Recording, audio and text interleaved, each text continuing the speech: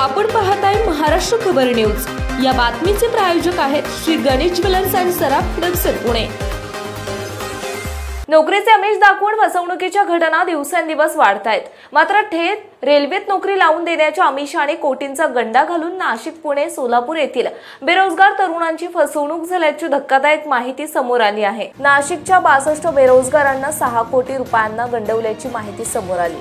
खासगी ticket agent समवेत प्रशिक्षण देऊन कोलकात्यात नोकरी लावून बदलीसाठी प्रत्येकी 8 लाख रुपये घेतल्याची माहिती फसवणूक झालेल्या तरुणांच्या नातेवाईकांनी दिली।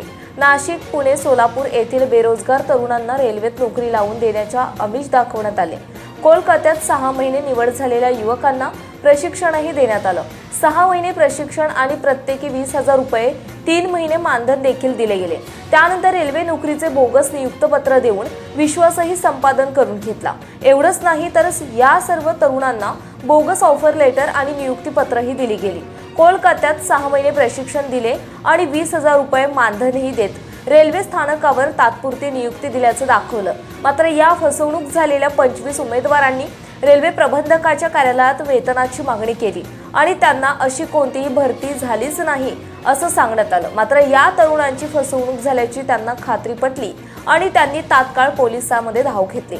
नाशिकच्या उपनगर पोलीस ठाण्यात फिर्याद दिल्यानंतर फसवणूक करणाऱ्या 7 भामट्यांविरोधात पोलिसात गुन्हा देखील दाखल करण्यात आलाय। विरेश वाबळे असं या तक्रारदाराचं नाव आहे। आपण पाहताय महाराष्ट्र खबर न्यूज। या बातमीचे प्रायोजक आहेत श्री गणेश ज्वेलर्स अँड सराफ दक्षिण पुणे।